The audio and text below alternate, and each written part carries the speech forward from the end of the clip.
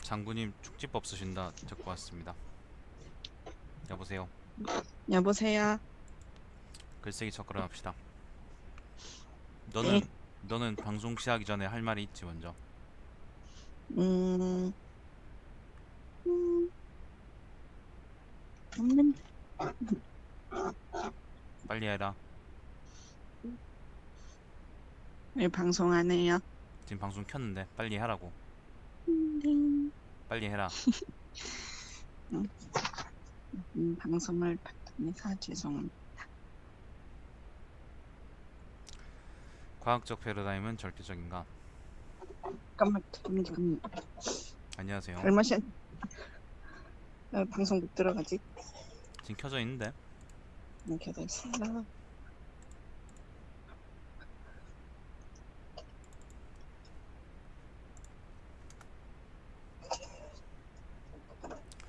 자, 합시다. 잡음이 좀 많은데.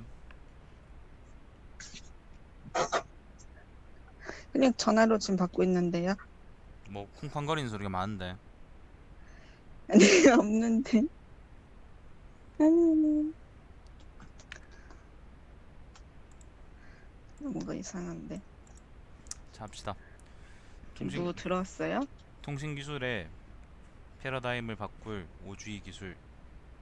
규제 풀어서 건축업계 패러다임을 바꿔야 웹사이트에 패러다임이라고 검색하면 바로 나오는 관련 기사 제목들이다. 현대 우리가 응. 아빠가 정주영이에요? 아니, 보통 이럴 때는 현재라고 쓰지 않니? 그냥 현대사회, 그 좀 정신 사나우니까 좀 앉아서 하든지 좀 다른 거 하지 말고 하세요. 네. 현재라고 보통 얘기하지 않니 이런 건? 근데, 그러니까 현대사회를 사는 우리가, 그 현대 우리가 아니네 그러면. 그때 현대 우리가. 현대 사회를 사는 우리하고 현대 우리하고 똑같은 말이에요. 줄인 거죠. 똑같은 말이에요 아니에요? 아니요. 그거 안 되네. 음, 그거 안 되네. 네, 돼요 안 돼요? 안 돼요. 네가 잘못했네. 네.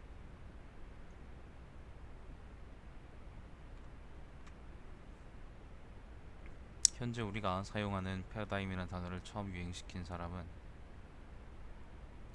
1960년대 미국의 과학 철학자. 잠깐만요. 또 아, 아, 왜 이렇게 산만한 오늘. 짜증나게.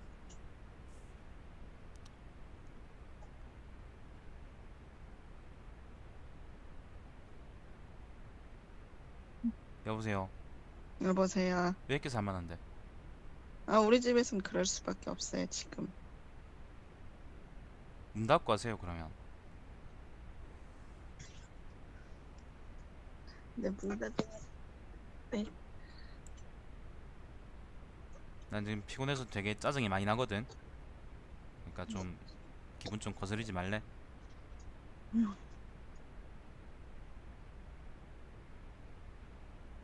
1960년대 미국의 과학 철학자 토마스 쿤이다. 토마스 쿤이 저서인 저서 과학혁명의 구조에서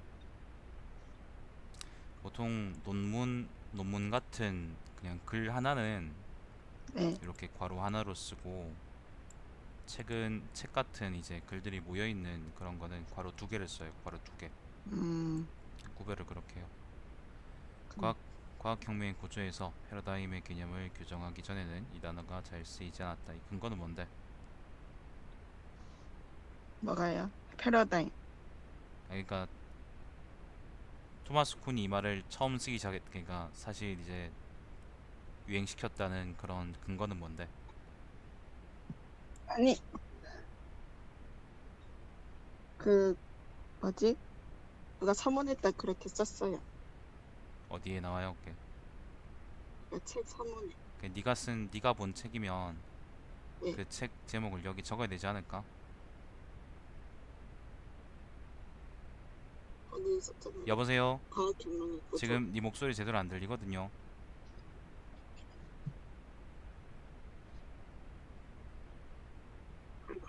여보세요? 여보세요? 여보세요? 지금 뭐 하는데? 어떻게 하고 있는데 지금? 그냥 아, 약간 잘 들리다가 왜 지금은 그 모양인데? 저도 몰라요. 똑바로 받아요, 똑바로. 아니 자세 똑같은데. 스피커폰 하고 있는 거 아니에요, 지금? 아니 똑바로 받아요. 약간 소리가 다르잖아. 네. 아까하고 소리가 다르다고, 목소리가.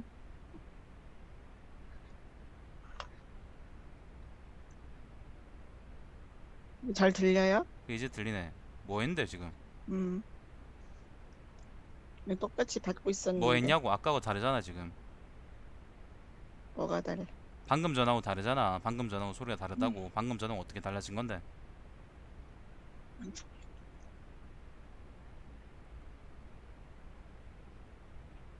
방금 전하고 어떻게 달라진 거냐고요? 그래 어떻게 알아? 방금 뭘 바꿨으니까 그렇게 됐을 거 아니야. 안 바꿨는데. 아주 이상한 데서 신경 쓰고 있어.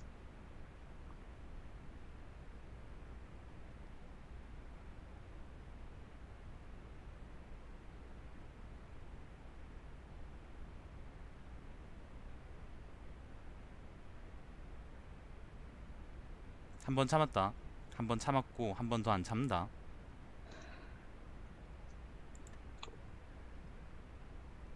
네가 네가 패러다임이란 말을 이렇게 쓰였다는 걸 얘기하려 그러면 그 근거가 어디 응, 있는지를 들어야 되는 거고. 응, 그럼 여기다 적어줘야지. 응. 적어줘야지. 그지? 그지?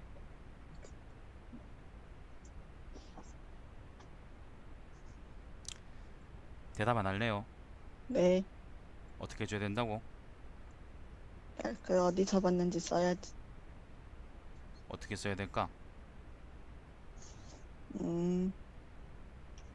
여기 이연 해킹의 서문에 따르면 네가 읽은 책을 적어야겠지. 각주로. 그지? 네. 쓰세요. 토마스 쿤은 패러다임을 당시대 사람들이 주류적으로 가진 인식이라고 규정하며 대다수의 사람들에게 진리라고 인정받는 과학적 패러다임을 정상과학이라고 명명했다. 한 패러다임이 정상과학의 자리에 등극하면 다른 과학자들은 그 패러다임이 진실인지 검증하기 위해 지속적으로 연구하고 실험할 것이다. 그 과정에서 새로운 이론이 어느 정도 타당해지면 기존 패러다임을 공격할 것이고 과학에서 주된 이론이 되어갈 것이다. 뭐가 주된 이론이 되는 건데? 이제 예? 새로운 이론이 주된 이론이 돼가는 거죠. 그 과학에서 주된 이론이 되어갈 것이다. 요게 지금 문장에 주어가 없네. 주어가 없. 새로운 이론이 있잖아요. 그 위에 새로운 그건 이론이. 앞에 문장에 주어잖아요. 지금 거시고 오라고 지금 뒤에 복문이잖아. 두 개 있는 거잖아요. 지금 앞에 문장, 뒤에 문장 나눠져 있는 네. 거라고. 근데 뒤에 문장은 지금 주어가 없네. 그 앞에 주어가 있어요, 있고 없어요? 주어가 두 개 앞에 지금 있고 다른 문장이 안 끊겼으니까 썼죠. 두 개 지금 다른 문장이잖아. 다른 문장이잖아, 그지? 네. 맞아, 아니야? 음. 맞냐고 아니냐고.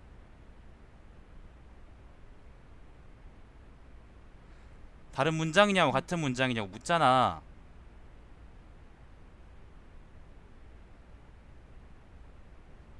음. 여기 같은 문장 아니에요? 그 앞에서부터 그에서부터 두 개 문장이잖아. 더스다까지. 그리고라고 분리돼 있잖아. 지금 네가 지금 응, 끊어놨네 여기 쉼표로. 그 앞에 문장하고 뒤에 문장 다른 문장이네. 응. 다른 문장이 아니야.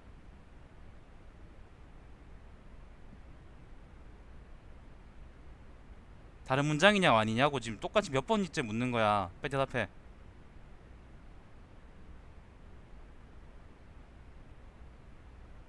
대답 안 해요? 한 문장 아니에요?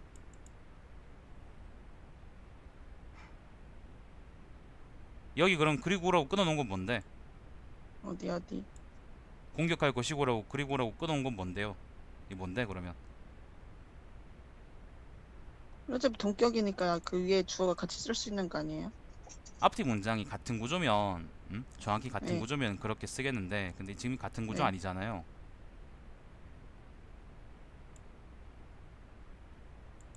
다른 구조잖아요. 나는 음, 밥을 먹었고 나는 밥 먹고 이따 갔다 그랬으면은 밥 먹고 네, 하고 이따 갔다 그게 두 문장인데 그게 문장 구조가 같으니까 나는이란 말이 생략돼 있다라고 볼 수 있겠지만 근데 이건 아니잖아. 네.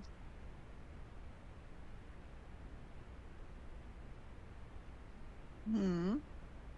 둘 다 주어가 새로운 이론이니까 네 머릿속에서나 맞잖아요. 그렇겠지. 네가 여기 써놨을 때는 그렇겠지. 새 이론이라고 여기 그 새 이론이 과학에서 새로운 이론이 과학에서 주된 이론이 되어갈 것이다라고 네가 써놨으면은 아마 그렇게 되겠죠. 근데 네가 안 써놨잖아. 아 썼어요 안 썼어요? 빨리 음, 대답하세요. 왜 그 깝깝하게 그러고 있어? 안 썼어요. 그럼 잘못한 거네. 근데 위에 써 있잖아요. 위에 둘 다 주어가 새로운 이론인데 왜 이게 문장을 다라고 끝맺지도 않고 위에 썼잖아요. 왜 이 문장이 지금 왜 이 문장 주어가 주된 새로운 이론이가 된 왜 이 문장 주어가 새로운 이론이 되지? 뭐 무슨 언어학적 근거라도 있나? 없잖아. 왜? 아니, 그러니까 새로운 이론이 아 또 다른 씨발 정말 주된 이론이 돌아버리겠네 정말. 들어간다니까요. 오늘 왜 이러니? 오늘 왜 이런데? 왜 그런데? 봐봐. 어? 나는 밥을 먹었다. 나는 밥 먹고 이 닭 같다. 어? 바보라고. 이 봐. 화면 봐. 나는 밥 먹고 나는 주어. 밥을 네, 목적어 그다음 먹다 서술어지. 이를 네, 이를 목적어 그다음 닭 같다 이 서술어지. 이 문장 두 개 구조 똑같지? 네, 네. 근데 이거 똑같아 안 달? 이거 똑같아 안 똑같아? 그 과정에서 새로운 이론이 어느 정도 타당해지면 기존 패러다임을 공개할 것이고 과학에서 주된 이론이 되어갈 것이다. 이게 문장이 똑같아 안 똑같아?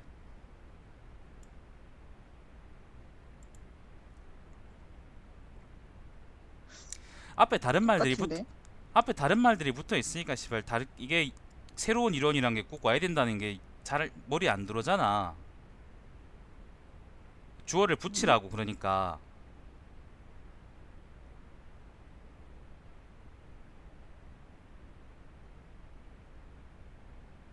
내 말이 이해가 안 돼? 음, 난 모르겠다. 뭐 씨발 뭐 어쩌라는 건지. 끊었습니다. 그냥 나 혼자 읽으면서 합시다. 왜 오늘 내가 이렇게 짜증이 나는지 모르겠는데 근데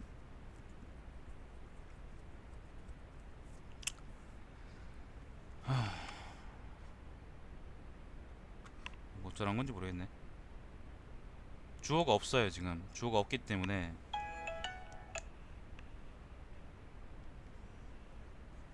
주어가 없기 때문에 그 여기다가는 여기다가는 주어가 있어야 돼요. 새로운 이론이란 말이 들어가는 중에 제일 좋아요. 이게 없어도 그게 되겠지만 이게 없어도 말이야 되겠지만은 근데 여기서는 예를 들면 그 새로운 이론은 과학에서 주된 이론이 되어갈 것이다. 예를 들면 이런 식으로 적어주는 게 사실 제일 말끔하고 좋아요. 이런 식으로 써주면 원래 여기서 예를 들면 주어를 생략하고 쓰면 안 돼요. 잡으려고 그러면 그게 잡을 수 있어요.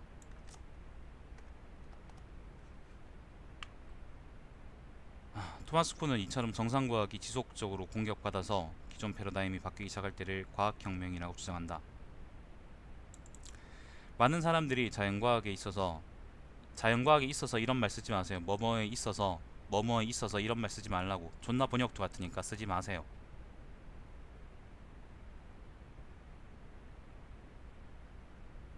그냥 다른 표현으로 쓰면 되잖아. 왜 굳이 뭐뭐에 있어서 그런 표현을 쓰는 거야? 패러다임은 절대적이고 객관적이라고 믿는다. 하지만 자연과학의 패러다임은 객관적이지가 않다. 자연과학에서 도출되는 값이 절대적일지라도 안녕하세요. 그 값이 패러다임이 되는 것은 문화, 종교, 사회의 영향을 많이 받는다. 즉 과학적 사실과 그 사실이 패러다임으로서 권위를 누리는 것은 별 상관관계가 없다. 과학적 사실이 정확한지 심지어는 해당 이론이 사실인지는 패러다임이 되는데 별 영향을 미치지 않는다 뿐만 아니라 해당 주장을 한 과학자가 과학사에서 권위를 얻는데도 영향을 주지 못한다. 이거 지금 이거 쓴 사람이 과학 전공자가 아닙니다. 과학 전공자가 아니고 과학 전공자가 아니기 때문에 지금 이런 말을 막 함부로 쓰고 있는데 이렇게 쓰면 안 됩니다. 쿤은 물리학 쿤은 제가 알기로 물리학 전공이었고 그래서 자기가 배우고 그리고 공부했던 바를 토대로 해서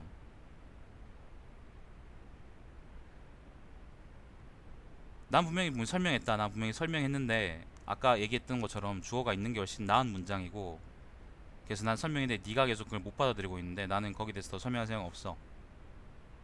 그게 닥치고 그냥 방송을 끄든지 아니면은 차단되든지 해. 두 번째 경고야 이거.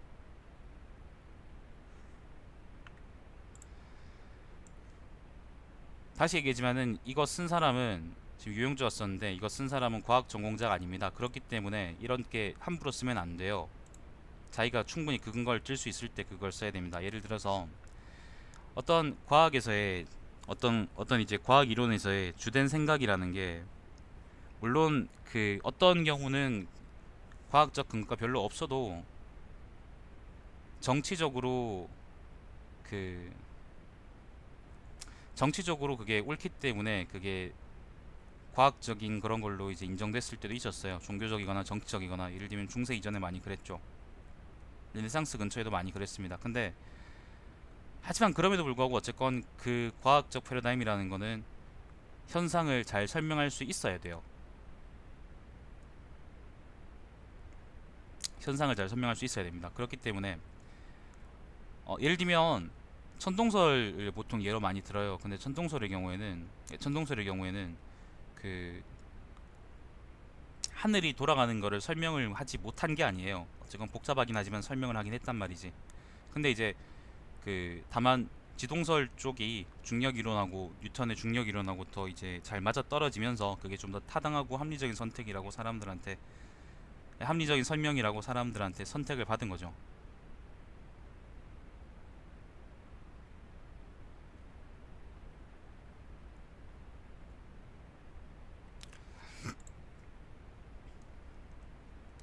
그렇기 때문에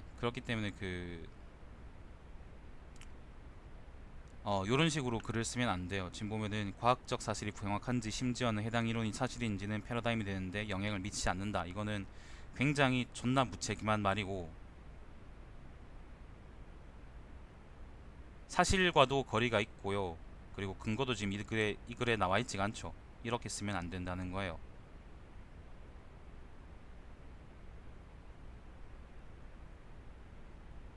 저는 원래 전공이 자연과학이었고요. 자연과학 하다가 인문학으로 지금은 넘어간 상태인데 근데 그런 입장에서 얘기를 드리자 그러면 자연과학자들은 인문학을 존나 무시하는 경향이 있어요. 이뤄내는 게 없다고 생각하니까.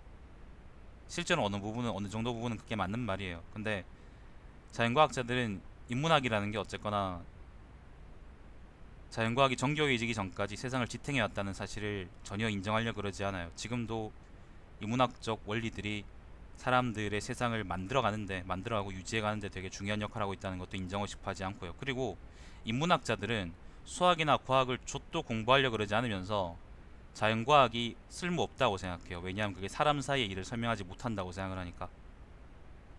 자기들이 잘 나가니까 요즘은 자기들이 짱인 줄 아는 거지.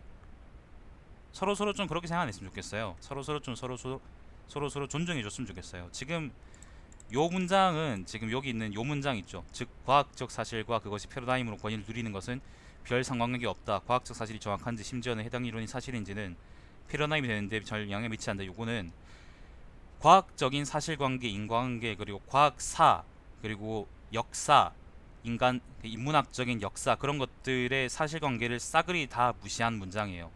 이렇게 쓰면 안 돼요. 근거라도 들든가. 시발 앞에도 지금 보면은 어딨노? 우리가 사용하는 패러다임이라는 단어를 처음 유행시킨 사람이 토마스 쿤이라고 했지. 물론 이건 가벼운 말일 수도 있지. 가벼운 말일 수도 있는데 이걸 근거 없이 이렇게 쓰면 안 된다는 거야. 어디서든 갖고 와야지. 네가 그걸 아는 게 아니면. 네가 기원 후 0년부터 이거 쓴 네가 기원 후 0년부터 글을 기원 후 0년부터 쭉 지금까지 살아오면서 패러다임이란 말만 연구해온 사람도 아니고 네가 이렇게 쓰려 그러면 그 말에 대해 책임을 질 수 있을 정도의 근거를 들어야 되는 거야.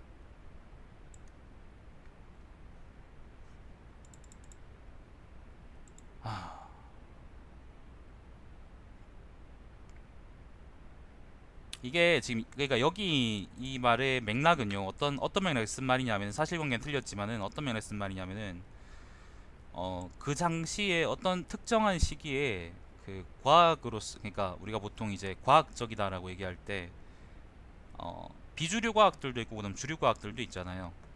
예를 들면 새로운 이론들이 생기죠. 예를 들면 촉근 이론 같은 그런 새로운 이론들이 생긴단 말이지. 근데 그 이론이 충분히 검증되기 전까지는 기존의 사고 방식을 사람들이 고수한다는 거예요. 특히 과학자들이 그런단 말이죠. 예를 들어서 아인슈타인이 상대론으로 중력을 설명하기 이전까지는 중력을 설명하고 그게 이제 실험적 결과로서 어느 정도 증명되기 이전까지는 뉴턴식의 사고 방식이 계속 이제 쭉 내려오면서 중력이란 이런 것이다라고 사람들이 믿었었는데 아인슈타인이 그걸 주장을 한 이후에도 어느 정도까지는 그 뉴턴식 이론들이 계속 주류적인 사고방식으로 남았다는 겁니다. 그렇기 때문에 패러다임이라는 게 바뀐다는 게 꼭 새로운 패러다임이 새로운 이제 그 과학이 새로운 이제 과학적 사고방식이 그게 어 맞는 말이라고 하더라도 어느 정도 시간이 걸릴 수밖에 없다는 걸 내포하고 있는 말이고 그래서 그런 걸 표현하고 싶었던 모양인데 그걸 지금 과학을 좆도 모르는 입장에서 쓰니까 이렇게 되는 거예요. 이렇게 되면 안 됩니다.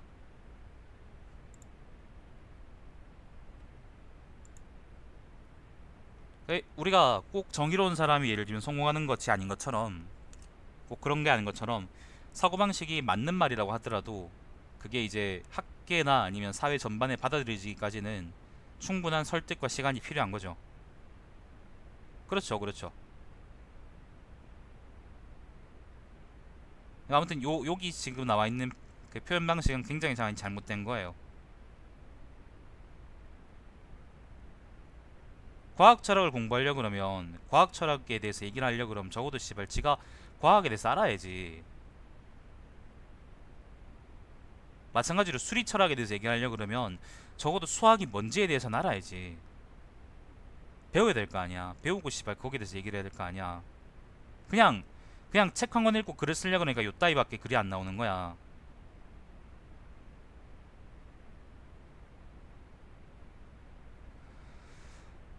자, 대표적인 예가 천동설과 지동설이다. 먼저 천동설이 왜 패러다임이었는지를 살펴보고 그 후에 지동설 안에서도 패러다임이 절대적이지 않은 근거를 살펴보겠다.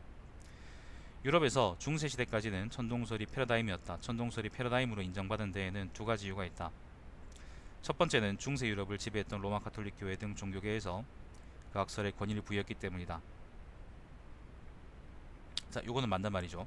종교인들 입장에서는 신이 인간과 인간이 사는 지구를 만들었으니 그 행성은 신이 만들지 않은 타행성의 중심에 있어야만 했다. 교회는 지동설을 주장하는 자들을 이단으로 규정하여 파면했고 당시 전 유럽을 가톨릭 교회가 지배했던 탓에 지동설을 주장하는 학자들의 세력은 커질 수 없었다. 이는 과학의 정치 종교가 개입해 정상과학을 만들었자는 대표적인 근거이다. 사실 근데 이거는 미안해 오늘 좀 많이 짜증이 나네.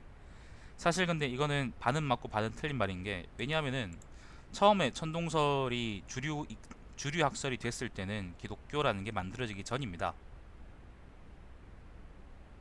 나중에 이제 중세에는 그게 뭐 여러 가지 상황들이 맞물리면서 종교적이든 정치적이든 그런 상황들이 맞물리면서 그 천동설이 일종의 이제 권위를 더 갖게 됐지만은 근데 처음에 이제 만들어졌을 때는 그게 좀 더 이론적으로 잘 설명했기 때문이에요. 말 그대로 잘 설명했기 때문입니다. 예, 하늘이 맨 처음에는 그랬겠죠. 맨 처음에는 땅은 가만히 있는데 하늘이 뺑뺑 돌아가니까 아마 그렇게 믿었겠죠. 근데 그 이후에 프톨리마이오스 같은 사람들이 예를 들면 주전원이나 그런 것들을 가지고 와서 행성의 운동들, 예를 들면 그냥 별은 뺑뺑 돌던데 행성들은 별하고 좀 다르게 움직이더라. 그걸 가지고 주전원으로 성공하는 주전원이라는 걸로 설명하는데 성공을 해요. 그 성공한 이후에는 천동설이 이제 지동설에 비해서 훨씬 더 하늘의 움직임을 잘 설명할 수 있는 학설이 되는 거죠.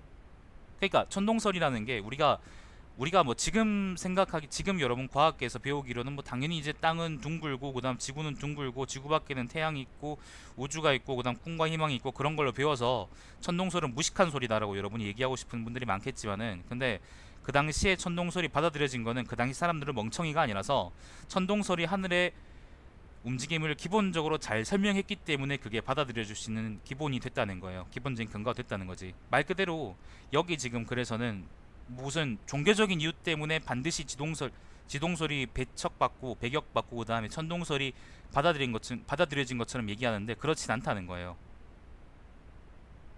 지금 앞에서도 똑같은 얘기죠. 그러니까 앞에서 제가 아까 이건 잘못했다고 얘기한 부분 있잖아. 과학적 사실이 정확한지 심지어는 해당 이론이 사실인지는 패러다임이 되는데 별영향을 미치는 이거는 말도 안 되는 거예요. 기본적으로 그 과학적 사고방식이라는 게 틀렸건 아니 그냥 어느 정도 틀렸던 상관없이 예를 들면 우리가 지금 생각하는 건 당연히 3000년 뒤에 사람들이 생각하는 거하고 좀 다르겠죠. 그리고 아마도 우리가 잘못 생각하고 있을 가능성이 크겠죠. 그죠? 그런데 기본적으로 지금 시대에는 그리고 기원전 300년에는 하늘이 돌아간다는 게 훨씬 더 설득력 있게 사람들한테 다가왔고 그게 지동설보다 훨씬 더 의미 있었기 때문에 왜냐하면 땅은 평평하니까 땅이 둥글다고 생각하는 사람들은 사실 그렇게 많지 않았었거든. 상식적으로 생각해볼 때 그렇잖아요. 그렇기 때문에 천동설이 그때 받아들여졌다는 얘기를 저는 하고 싶은 겁니다. 이런 식으로 주장하면 안 돼요. 패러다임이라는 걸 설명하고 그리고 이제 그걸 얘기해 보려고 요렇게 얘기하겠다는 건 알겠는데 근데 사실관계까지 그렇게 무시하면서 적으면 안 되는 거지.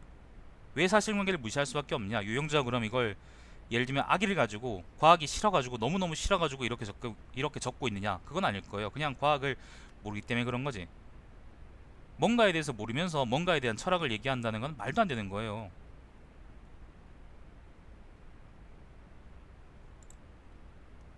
지금 그래서 두 문단에서 공통된 문제점들이 발견이 됩니다. 그러니까 정확히 이제 비슷한 문제점들이 두 개가 있어요. 똑같습니다. 각자 두 개입니다. 각자 하나씩 이제 총 두 개죠. 자, 그래도 천동설이 너무 허무맹랑하면 중세에도 사람들을 설득시키지 못했을 것이다. 중세가 아니라 고대에서부터 사람들을 쭉 설득해온 학설이 천동설이에요. 하늘을 잘 설명한. 두 번째 이유는 천동설이 어느 정도 태양계 운동을 설명할 수 있었고 당대의 과학적 수준은 충족시켰기 때문이다. 앞에서 했던 얘기하고 좀 많이 다른 얘기를 하고 있죠, 그죠? 자, 주전원 개념을 적용하면 천동설 이론만으로도 별이 지구를 중심으로 도는 것처럼 보이는 현상을 설명하기에 충분하다.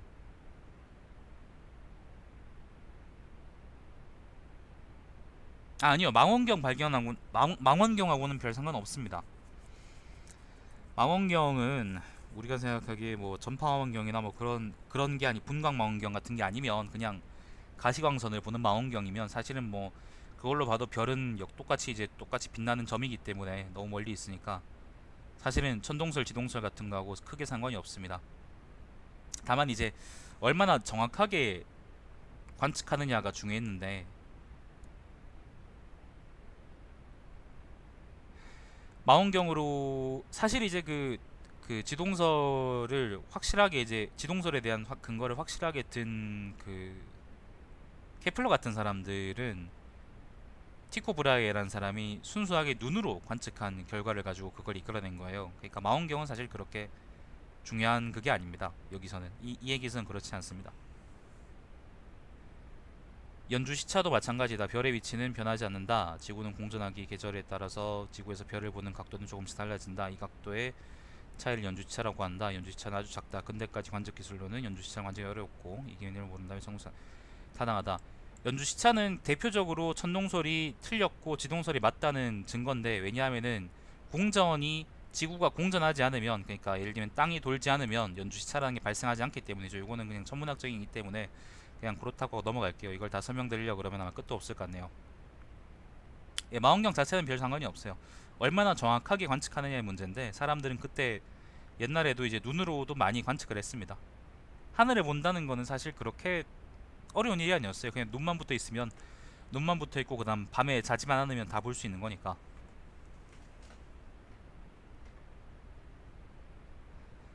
망원경은 지구 위에서 이제 좀 더 다른 물체들을 가까이 보고 싶을 때 많이 중요했겠죠. 그러니까 아무튼 이 문제에서는 그렇게 중요한 게 아니라는 겁니다.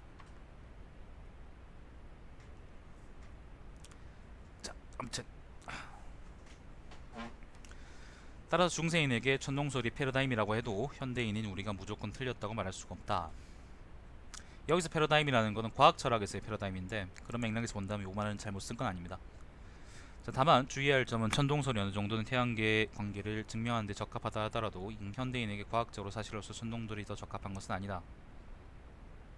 요거는 주어하고 소수라고 호응이 잘 안 맞네. 천동설로는 별의 움직임을 설명할 수 있지만 행성들이 주전원에 위배되는 운동을 하며 행성들은 주전원에 위배되는 운동을 하지 않습니다.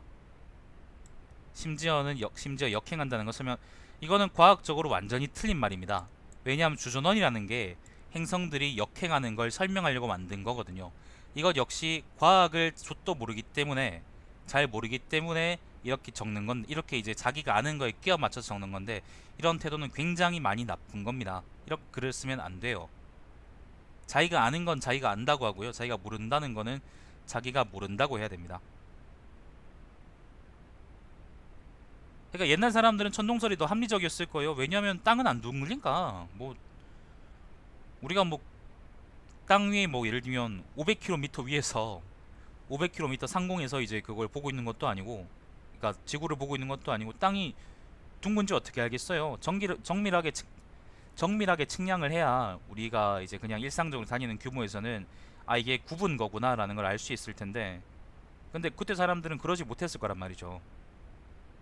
그래서 막연하게나마 땅이 둥글다라는 거는 알고 있던, 예를 들면 지구는 둥글다라는 거를 알고 있던 사람들은 있었는데, 그렇게 생각하는 사람들이 있었었는데, 근데 그게 이제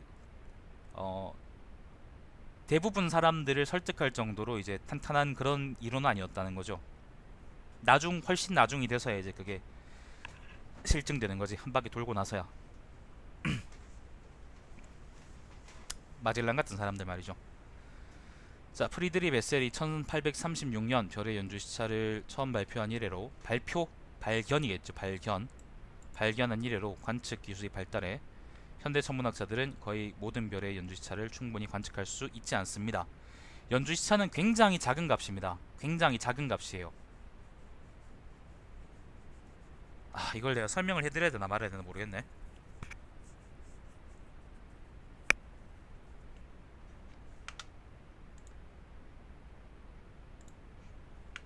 아씨, 오늘 이게 내 전공이라 그런가? 되게 짜증나네 이거.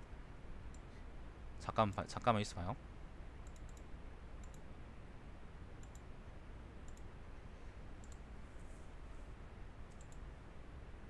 과학 철학이 제 전공은 아니고요.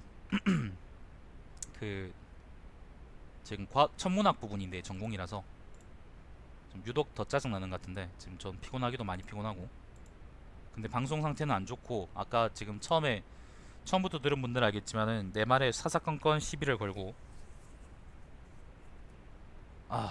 그 뭐 무슨 날이 아닌가 오늘은. 자, 중간에 태양이 있어요. 중간에 태양이 요렇게 있어요. 왜 이러지? 중간에 태양이 있어요. 그러면은 자, 지금 보면 지구가 요 주변을 돈단 말이야.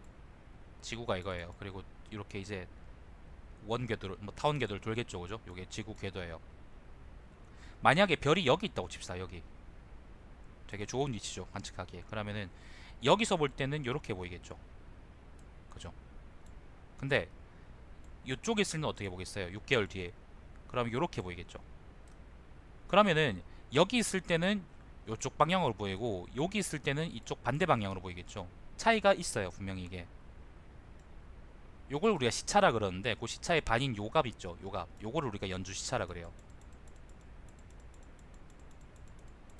이연주 시차, 뭐 그럴 때 연주 시차라 그래요. 근데 이 값이 별이 가까이 있으면 되게 많이 크겠죠, 그죠? 몇십 도 이렇게 나타나겠지. 근데 만약에 별이 엄청나게 멀리 있으면 어떻게 될까? 그러면은 이 각도가 점점 작아지겠죠. 그래서 나중에는 1도도 안 되는 그런 값이 돼요, 요 값이. 진짜 작은 값이 된단 말이야. 1도도 안 돼요. 1도. 그래서 연주 시차를 실질적으로 관측할 수 있는 별은 굉장히 많이 가까운 별밖에 없어요. 굉장히 가까운 별에 대해서만 연주 시차가 측정이 돼요. 겨우 이제 몇 초 정도밖에 안 될 거예요. 그 시간 얘기할 때 초가 아니라요. 시간 얘기할 때 초가 아니라 그 각도 얘기할 때 분초 아시죠, 그죠?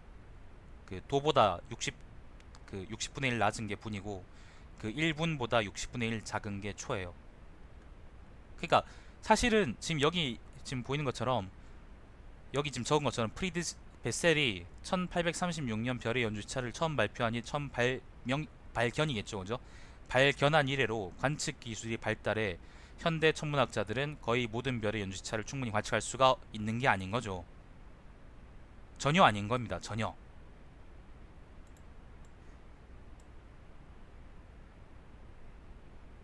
전혀 아니에요.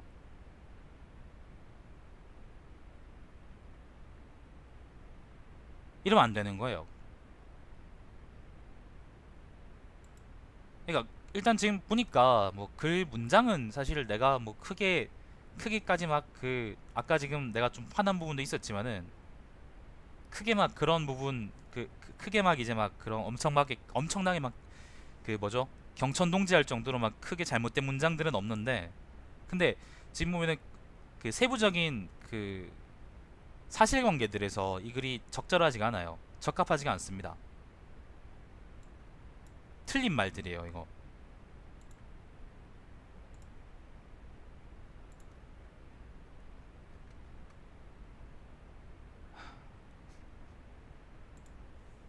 사중하게 틀리면은 기본적으로 이런 설명문을 쓰는 데는 안 되는 겁니다. 애초에 그냥 이건 틀린 거예요. 현대 우리는 지동설이 과학적 사실인 것도 알고 누가 지동설을 선구적으로 주장했는지도 알고 있다. 여러분 중 대부분은 코페르니쿠스가 지동설을 처음으로 주장했다고 알고 있다. 라고 생각할 것이다. 코페르니쿠스가 지동설을 패러다임의 위치에 올려놓긴 했다. 그렇다면 그 이전에는 지동설을 주장한 사람이 없었을까? 물론 있었다. 기록이 남아있는 사람 중에는 기원전 390년 경에 활동한 그리스의 철학자 필롤라우스가 지동설을 최초로 주장했다. 특히 기원전 270년경에 아리스타코스란 철학자는 1600여 년 이후 코페르니쿠스가 주장한 지동설과 매우 흡사한 지동설을 주장했다. 그렇다면 이들은 어째서 패러다임이 되지 못했는가? 이들은이라 그러면 틀린 거겠지. 왜냐하면은 여기서 패러다임이란 말은 지동설을 가리키는 말이고 그럼 이들이 아니잖아. 이들의 생각이라 그래야겠지. 아까도 씨발 이런 것 때문에 내가 지금 화가 나가지고 정말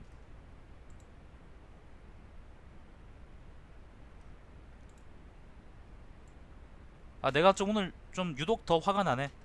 그 평소보다 좀 유독 더 좀 많이 화나. 왜 그런지 모르겠어. 생리한 것도 아닌데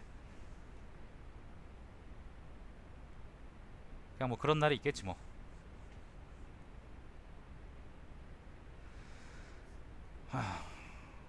자, 아무튼 당시에는 지동설이 패러다임인 천동설을 굳이 대체해야 할 만한 명백한 근거가 없었기 때문이다. 대체할 수 없었기 때문입니다. 충분히 이걸 설명할 수 없었기 때문에 대체되지 못한 거예요. 일단 과학적 패러다임이 바뀔 때는 특히 이제 뭐 천문학이나 물리학적 패러다임이 바뀔 때에는 기본적으로 설명은 되긴 해야 됩니다. 예를 들면 이렇게 얘기하니까 이런 현상이 설명되더라는 게 전제가 돼야지 그게 새로운 정상과학이 될 기회를 얻는 거지. 토마스 쿤처럼 표현하면요. 근데 그게 애초에 설명이 안 되면 애초에 그럴 기회도 없는 거예요. 왜냐하면은 설명이 안 되는데 누가 그걸 가지고 설명 방식으로 받아들이겠어요.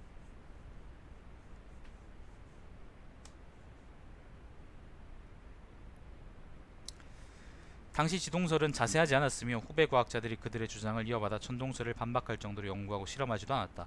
지동설이 자제하지 않았기 때문에 문제가 아니라 지동설을 받쳐줄 수 있는 부대적인 근거가 없기 때문이에요.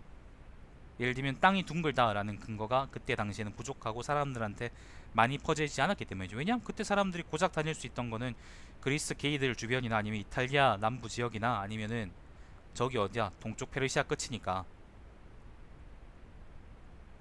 누가 지구가 둥글다고 생각했어요? 그냥 땅 끝으로 가다 보면 언젠간 떨어져 뒤지겠지라고 생각했지.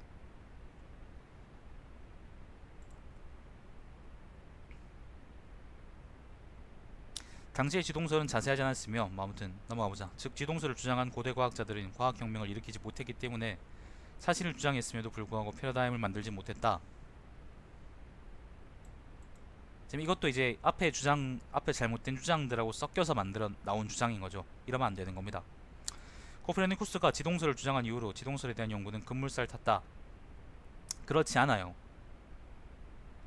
코페르니쿠스보다 조금 뒤에 살았던 케플러는 행성의 공전 궤도가 원이 아니라 타원이라는 걸 발견하고, 행성의 공전 궤도가 원이 아니라 타원이라는 건 도대체 무슨 말일까? 원이라는 건 어디서 나온 말일까? 천동설에서 원이라고 나오나? 행성 운동에 대한 세 가지 법칙을 관측 자료로 논증해 지동설 이론을 좀 더 구체화시켰으며, 케플러보다 조금 더 뒤에 과학자인 뉴턴은 만류 인력의 법칙을 통해 케플러가 주장한 행성 운동을 수학적으로 계산해 비로소 이론적으로 행성의 운동을 설명할 수 있게 만들었다. 이처럼 다른 과학자들이 지동성 연구를 하고 이게 뭐야? 문장이 왜 이래? 연쇄적으로 새로운 발견을 한 것이 코페르니쿠스로부터 시작하였다. 이거 뭐야? 문장이 좀 이상한데 이거? 따라서 지동설이 과학적으로 사실이었고 이전에도 지동설을 주장한 과학자들이 있었다고 하더라도 코페르니쿠스의 지동설이 패러다임이 된 것이다. 한 과학자가 새로운 사실을 처음 발견했거나 새 이론을 처음 제시했을 때 그 주장은 대체로 부정확하고 모호할 것이다. 따라서 이 단계에서는 새로운 현상이나 이론이 패러다임 바꾸지 못한다. 새 이론을 주장한 과학자는 해당 단계에서는 그저 앞으로 패러다임의 전환이 될 사건을 제시했을 뿐이다. 과학사에서 초기에 학자가 후배들을 제치고 역사 이름을 길이 남기는 경우는 거의 없다. 만일 선대의 주장이 과학적으로 사실이고 후대가 근거를 붙여서 세계적인 이론을 발전시킨다면 그 이론이 새로운 패러다임이 된다. 그리고 기존의 정상과학을 대체해 새로운 정상과학이 될 것이다. 그 후로 새로운 패러다임은 더 후대의 과학자들이 새롭게 관측하고 실험하고 검증하면서 점점 더 정확해진다. 새로운 패러다임은 기존 패러다임을 반박하고 재반박하는 전환기를 거치면서 더 보편타당해지고 정교해진다. 이로써 이전의 패러다임으로 해결할 수 없었던 많은 문제가 해결된다. 많은 사람이 새로운 이론을 믿어 그 이론이 일반론적인 권위까지 얻는다면 이제 새로운 이론은 패러다임이 되어 정상과학이 된다. 새로운 정상과학이 주류가 되고 난 이후에도 많은 시간이 지나거나 획기적인 현상을 또 발견하면 새로운 다른 이론이 생긴다. 이 이론이 기존의 이론들을 대체할 수도 있고 못할 수도 있겠지만 어쨌건 과학혁명이 이런 식으로나 새로운 패러다임을 계속 만들어간다. 가 끝인데,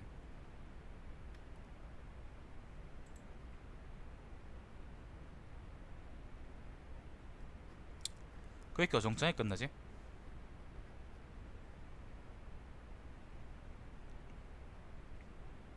자, 이 글은 지금 보면은 일단 그 과학혁명이라는 걸 설명을 하려고, 그러니까 이제 토마스 군의 사고방식을 설명을 하려고 쓴 글이에요. 그런데 지금 여기 나온 과학사에 대한 사실 중에 3분의 2에서 아닌 5분의 3 정도는 틀린 말이에요. 그러니까 반 이상이 틀린 말이라는 거죠. 사실관계가 틀렸습니다. 사실관계가 틀렸고 사실관계에서 추론할 수 있는 그런 다른 사실들도 틀린 말들이에요. 그래서 이 글은 좋은 글이 아니에요. 다만 이제 마지막 문단은 이제 좀 정상적으로 이제 쓴 글인데 이게 왜 그렇게 되냐면은, 그럼 사실관계가 틀렸는데도 그럼 요런 정상적인 글이 나올 수 있나요? 결론이 나올 수 있냐고 얘기할 수 있거든요. 근데 왜 그러냐면은 사실관계를 쓸 때 자기가 주장하고 싶은 결론에 끼워 맞춰서 썼기 때문에 요런 글이 나오는 거예요.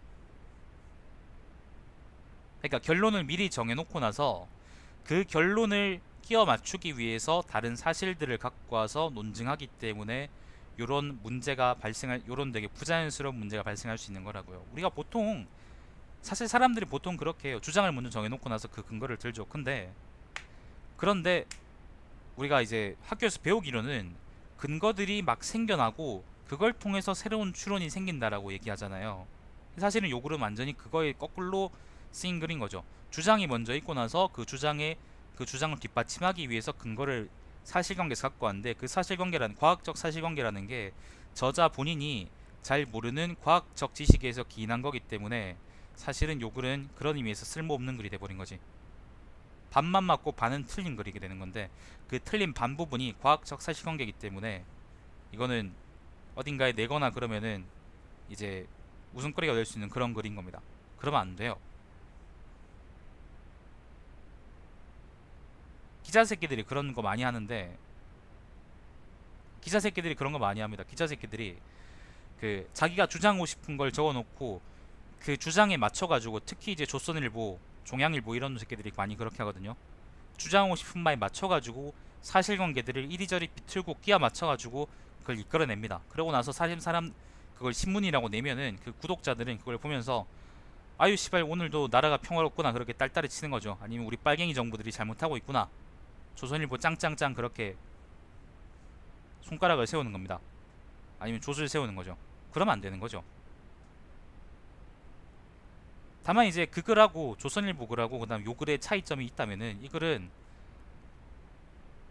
조선일보 같은 그런 글은 굉장히 많이 악의가 명백합니다. 그러니까 정말로 다분하게 의도를 갖고 쓴 글이에요. 정치적인 의도 아니면 사회적인 의도, 그런 글들을 갖고, 그런 의도를 갖고 쓴 글인데, 그런데 요 글은 적어도 그런 의도는 없더라.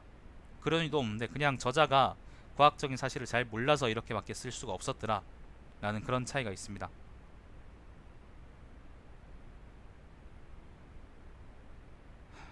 그래서 글 전체적인 구조는 괜찮습니다. 구조는 보면 이제 요걸 이끌어내기 위해서 이제 얘도 들고, 그 다음에 처음에 일단 얘기를 시작을 하고, 그리고 중간에 이제 사실관계를 들고, 그리고 얘도 들고, 그리고 그 얘를 통해서 이제 정상과학하고 그다음 패러다임의 변화라는 그 본인 주장이나 이제 본인 설명하려는 바를 잘 설명하는 구조긴 한데, 근데 그 내용이 이번에 많이 문제가 됐더라라는 거를 아무튼 말씀드리고 싶습니다. 그게 좀 이상한 글이에요. 이상한 글이죠. 보통은 앞에 주춧돌들이 제대로 안 쌓여져 있으면 뒤에 이제 건물 구조도 제대로 안 나오는 법인데, 건물 구조는 멀쩡한데, 건물 구조는 상당히 멀쩡하거든요. 근데 내부 부속물들이 썩어 빠진 글입니다. 되게 이상한 글이에요. 보통 글을 쓸 때 문제는 반대로 일어나는, 반대로 내부 구성물들은 그 글을 쓰는 사람의 온전한 생각인 경우가 많기 때문에 그 나름대로 괜찮은 경우가 많아요. 근데 내실 있는 사람은 그렇습니다. 근데 글을 잘 못 쓰면 글 구조를 잘 못 짜기 때문에 그 배치가 엉망이 되는 거죠. 예를 들면 대들보가 땅 밑에 들어간다거나, 예를 들면 그렇게 되는 거예요. 주춧돌이 예를 들면 지붕이 있다거나. 근데 이거는 반대인 거죠. 있을 건 제 위치에 다 있는데 주춧돌이 주춧돌로 쓸만한 그게 아닌 거지. 대들보는 대들보로 쓸만한 목재가 아닌 거예요. 문은 바람 한 번 불면 날아와 버리고.